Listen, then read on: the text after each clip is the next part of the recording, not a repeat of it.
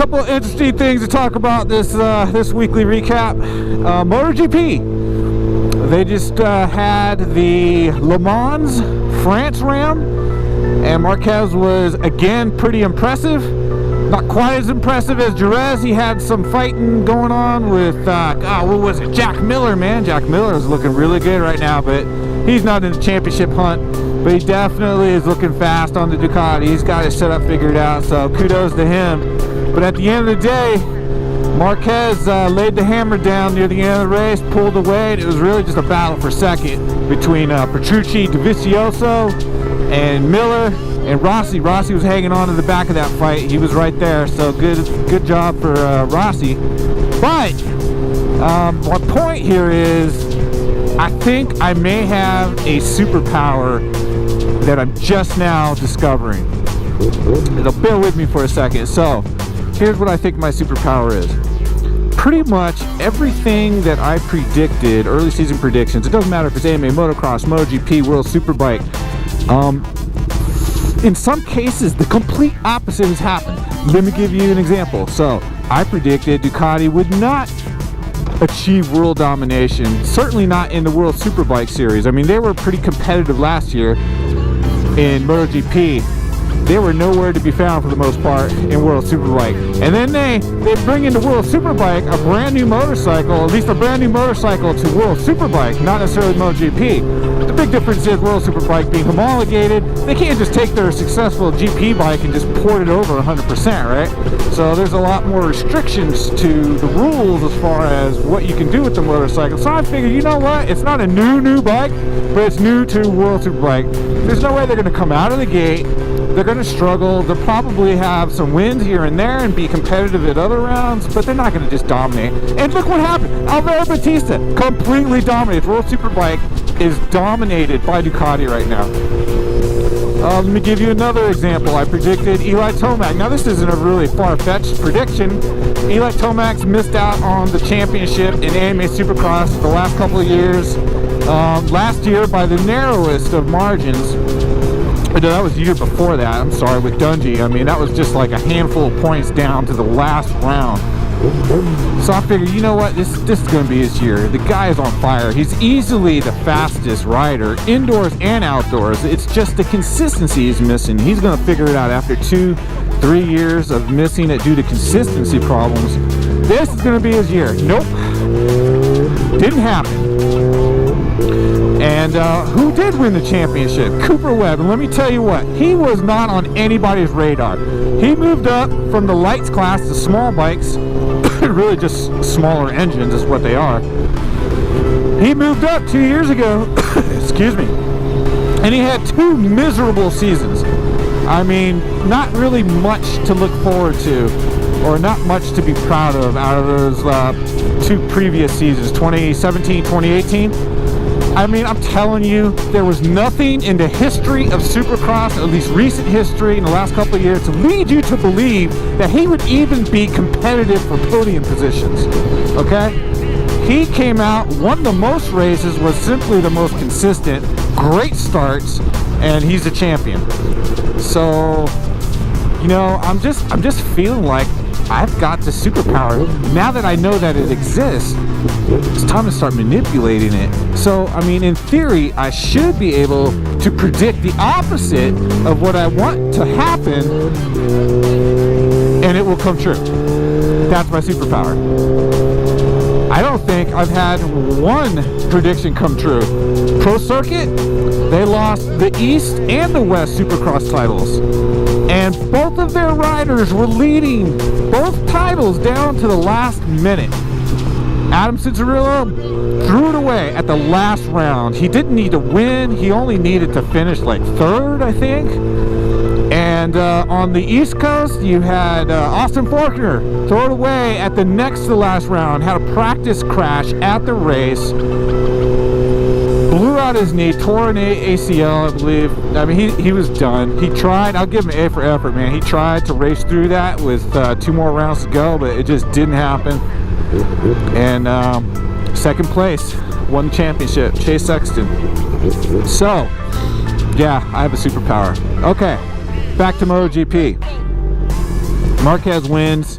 A little bit of a fight going on in the middle of the race, but at the end of the day, he laid down the hammer, pulled away from everybody, easily won. He's off to possibly one of the best starts in his career. I mean, he's had a lot of good starts to the season. He's had some seasons where he's had to take some podiums and fight through stuff. But it looks like him and the Honda are just in sync this year, and he is dominating. So that was my other prediction, that Honda would not win the championship. Now for that prediction, I mean, I kind of chuckled when I made it. I wanted to make something bold and something that I really didn't believe was going to happen. But right now, not only is Honda off to one of their best season starts, I mean, had Marc Marquez not crashed at the Austin round in Texas, Moto Americas, I think probably this would be one of the best starts to a season he's ever had.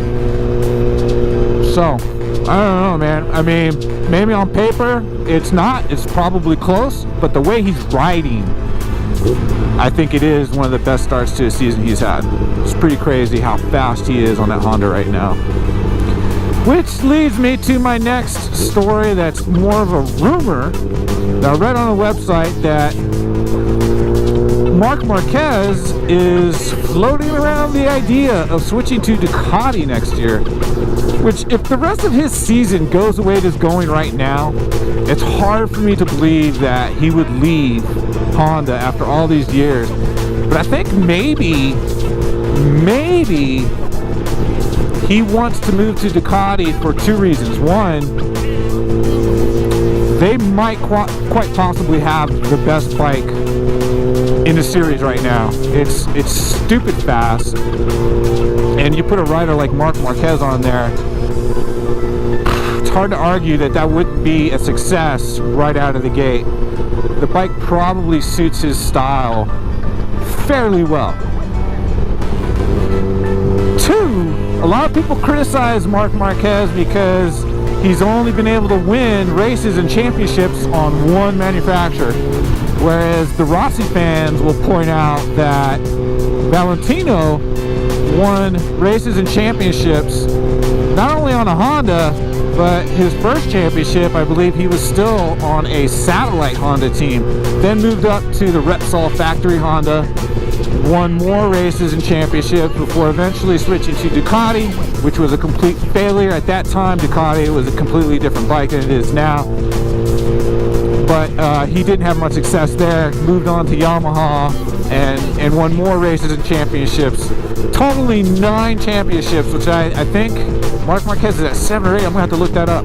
Marc Marquez, if he wins this championship, he might tie Valentino. And then if he moves to Ducati, he'll be able to claim multi-manufacturer championships and wins if he won the championship on the Ducati. But then he would also take the record to 10.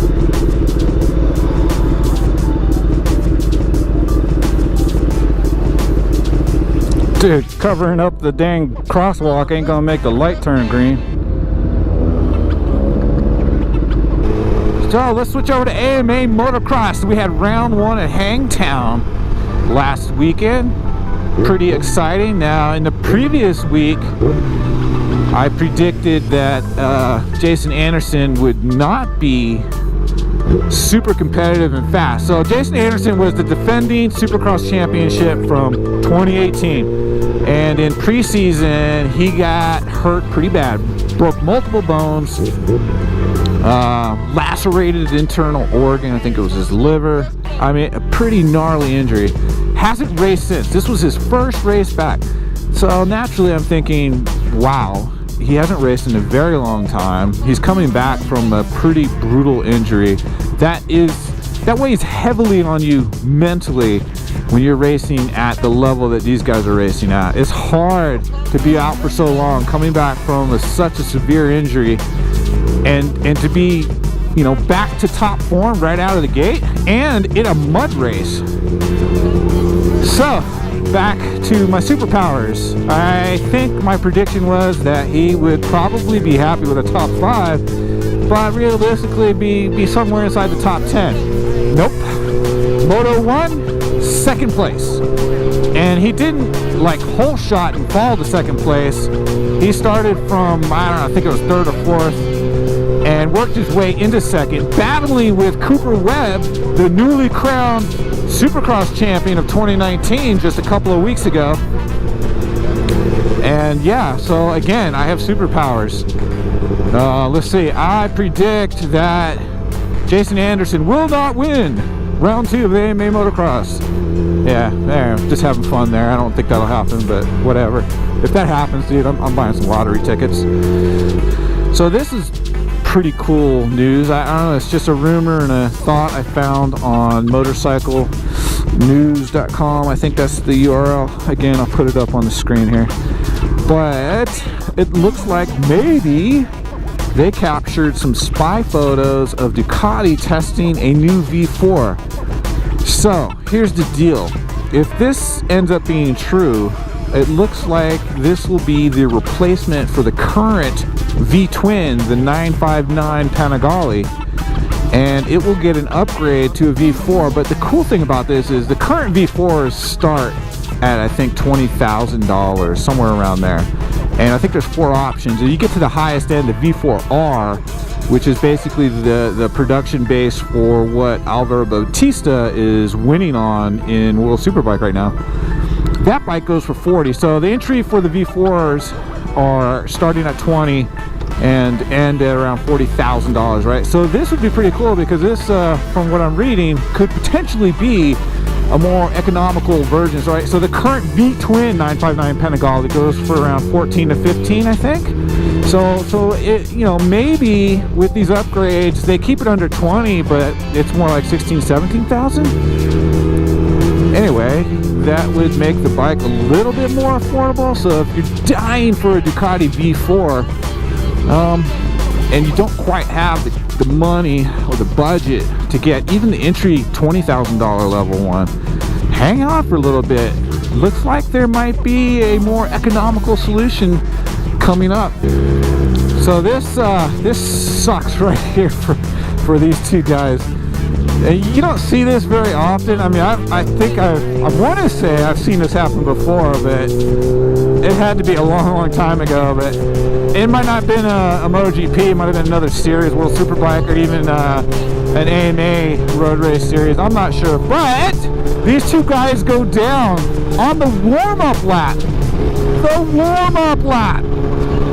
I mean, the whole point of this warm-up lap is to get your bike up to temperature, the tires, the brakes, the engine, you know, just get it ready, and to take a look at the track, you know.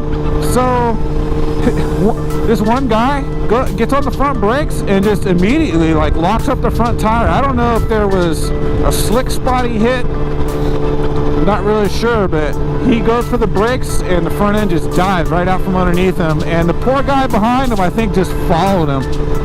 I don't know if that was like target fixation or I don't know, man, but it sure looked like either they both hit some kind of slick spot or the second guy just followed him into the ground. So sad for those two. I mean, the race didn't even start, and this one guy, man, he is running back to the pits to get on his backup bike and at least start the race from the pit lane. And let me tell you what, I did a bit of road racing for a couple of years, long time ago, and it is not easy to run in a one-piece leather suit with road racing boots. Okay, this dude's gonna be so tired by the time he gets on his bike. Oh my goodness. Anyway, I feel bad, but it was kind of funny, so I laughed. Yeah, that's how I am.